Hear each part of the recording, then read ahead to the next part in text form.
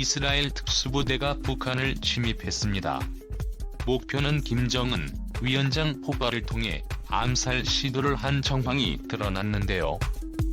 최고존엄의 암살 시도에 당황한 북한은 몸을 낮추며 평정을 잃지 않으려는 모습을 보였다고 합니다. 속수무책으로 이스라엘에게 당한 북한의 모습에 대해 지금부터 자세하게 설명해드리겠습니다. 북한의 방사 포도발. 올해 들어 전 세계를 상대로 자주 도발을 감행한 북한은 서해상으로 방사포 2발을 쏜 곳에 이어 11일 오전에도 발사한 흔적을 확인. 저강도 도발을 지속적으로 단행한 것이 드러났습니다. 보통 이렇게 발사가 이진 이후 북한 매체는 김정은 위원장의 영도력에 대한 칭찬과 한국, 미국에 대한 도발을 방송을 통해 드러내는 것이 일반적. 그러나 이번에는 다른 때와는 사뭇 다른 흔적이 관찰되었습니다. 이번 도발에 대해 보도를 자제하는 것은 물론이고 김정은 위원장의 모습이 북한 언론에서 나오지 않은 것입니다. 시차를 통해 평양 주변 건물을 돌았다는 내용은 나왔지만 영상을 통해 그의 모습은 나타나지 않은 것이죠. 알고 보니 그가 영상에서 모습을 감춘 이유가 드러났습니다.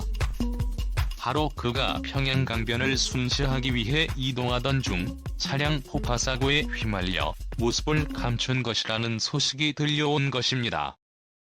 갑작스러운 폭파 소식은 북한 전체를 전율하게 만들었다고 하는데요. 이제까지 최고존엄을 향한 많은 암살 시도가 있었지만 대놓고 차량 폭파를 유도해 저격한 일은 드물었기 때문입니다. 북한 소식통에 따르면 김정은이 직접 탄 차가 폭파된 것이 아니라 더미 차량이 폭발에 휘말렸고 김정은은 급하게 몸을 피했다고 합니다. 당초 목표였던 김정은 암살은 실패로 돌아간 것이죠. 그러나 이 타격은 기권만장했던 김정은 체제 북한에 긴장시키기에 충분했습니다. 언론 매체를 통해 자신의 건재함을 자랑하고 국제사회에 북한의 존재감을 쉴 새 없이 드러내던 그로서는 당혹스러운 일이 아닐 수 없는데요. 북한 내부에서는 대체 누가 이런 짓을 저질렀는지 강도 높은 조사에 들어갔다고 합니다. 차량 하나가 완전히 반파되었고 안에 탑승해 있던 북한 경호 인력은 병원으로 이송되었지만 목숨을 잃었다고 하는데요. 수법이나 방식이 일반인의 공격으로 보기 어려운 정교한 방법이라고 합니다. 과거 용천역에서 김정일 암살을 위해 사용했던 폭약처럼 비슷한 폭발력을 내보였다는 분석과 함께 북한 정보망을 가동. 북한 경계 주변에 이상한 흔적이 있었는지 파악하기 위해 북한은 발빠르게 움직였다고 합니다. 놀랍게도 북한에서는 주범이 추측해낼 수 있었다고 하는데요. 바로 해외 공작원의 존재를 감지했다고 합니다. 압록강 주변 주민들에게 탐문을 한 결과 외국인 무리들이 조용히 외부에서 잠입한 흔적을 볼 수 있었다고 하는데요. 난포시 인근 야산에서 한 무리의 외국인을 봤다는 증언과 함께 중국에서도 흔히 볼 수 없는 외국인 1급에서 10명이 압록강 주변에서 소송거리고 있었다는 것을 증언한 이들이 있었죠. 이들은 중국 북한 경계망의 허술한 틈에 타고 북한으로 잠입 이후 평양까지 들어왔고 김정은 암살을 위한 폭파까지 계획한 곳입니다. 침입 경로와 방법에 대해서는 밝혀낼 수 있었으나 가장 중요한 것은 이들의 정체였죠. 북한이 제일 먼저 의심했던 것은 미국 정보국이었다고 합니다. CIA 공작원이 직접적으로 김정은을 공격한 곳이라고 판단한 곳인데요. 그러나 직접적인 암살은 현재 미국 정보국이 시도하는 방법이 아닙니다. 또한 러시아의 정보력을 쏟고 있는 미국이 시도하기에는 부적절한 수단이었죠. 해답이 준 것은 중국의 정보당국인 중화인민공화국 국가안전부였습니다. 이들은 이스라엘 특수부대의 소속 공작원이 북한으로 침입한 것으로 보인다며 북한에게 그들을 조심할 것을 당부했다고 하는데요. 그러나 그들의 조언은 뒤늦게 도착했죠. 북한은 비로소 이들이 누구인지 알게 되었습니다. 조국의 방해가 되면 그 어떤 수단을 동원해서도 방해 세력을 없애는 무자비한 조직이 있고 사드가 북한을 향해 칼을 빼들었다는 것을 알게 된 것이죠. 중동에 위치한 이스라엘은 예전부터 북한의 눈엣 가시로 여겼습니다. 이스라엘의 오랜 수적인 이론과 중동 국가들을 대상으로 무기를 판매하는 국가가 바로 북한이었기 때문이죠. 북한의 주요 수입은 무기 수출에서 나온다고 할 정도로 오랜 기간 북한은 자국에서 생산한 무기를 외부 단체에 판매했습니다. 그리고 북한 무기를 이용한 이들은 무장단체들이 대부분이었죠. 특히 이스라엘에 의해 쫓겨난 팔레스타인 반군이나 중동에 위치한 이슬람 단체들은 가성비에 탁월한 북한 무기를 주로 구입했죠. 북한은 북한에서 세운 회사인 북한조선강업개발무역회사를 이용해 무기 판매를 시도했고 비밀리에 거래된 무기는 중동 전체에 퍼졌습니다. 유엔은 최근 아랍에미리트 국적 압둘 라만 바보가 후미디에게 요청한 무기 목록을 입수, 거래의 일부를 확인할 수 있었습니다. 목록에 따르면 총 24개 종의 무기가 조달 희망서에 적혀 있었죠. 기관 총용 12점, 최고파기 108mm 청약 2천만 개, 소총용 7점, 유기괴팍 253mm, 탄약 1천만 개 등 엄청난 양의 무기를 주문한 흔적이 드러났죠.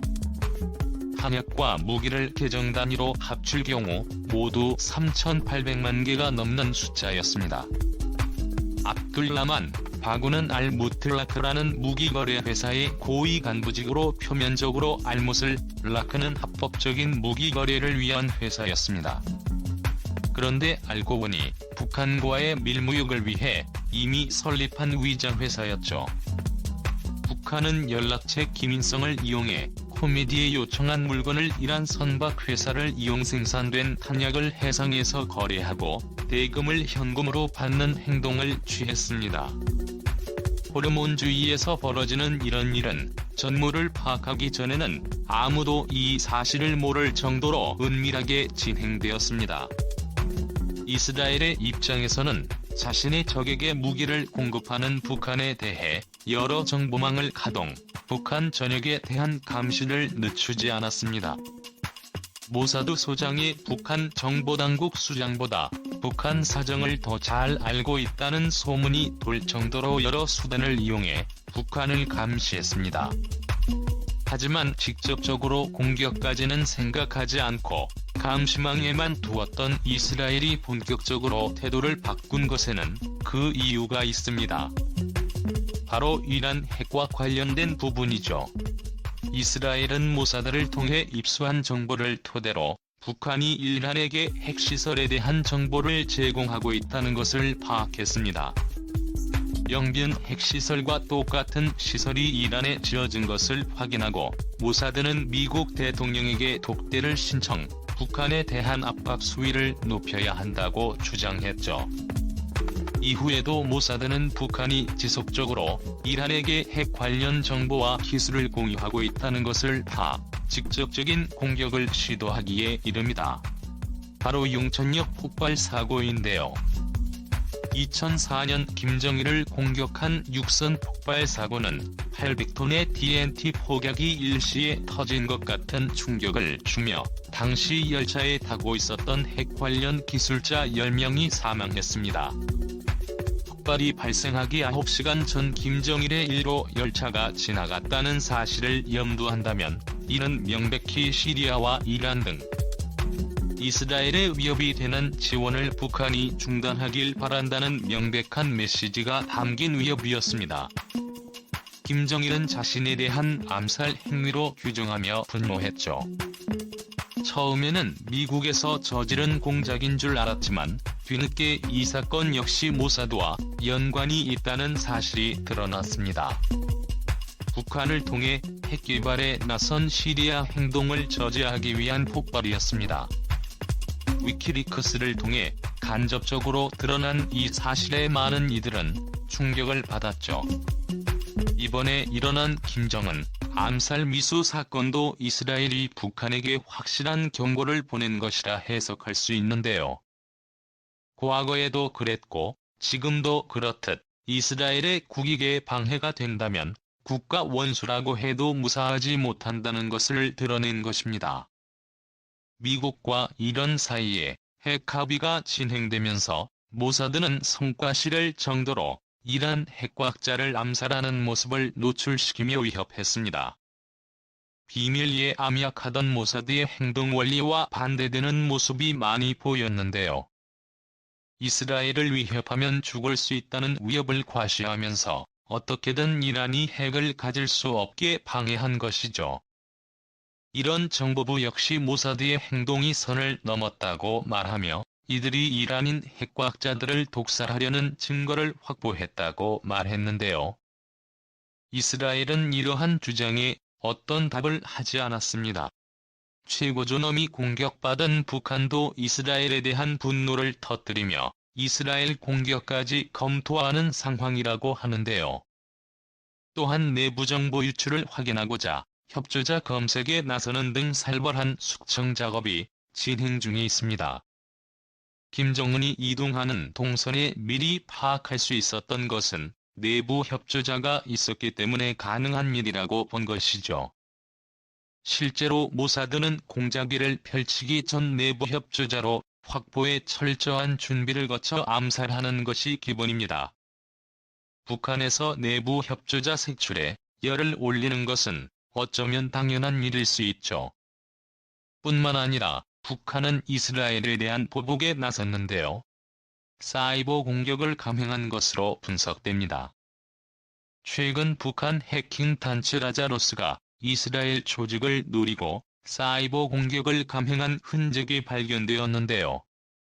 이스라엘 보안업체인 클리어스카이는 북한 해커의 코딩은 점을 발견했고 전방위적인 기술 탈취 흔적이 보인다며 전보다 거센 공격에 당황할 수밖에 없었다고 합니다.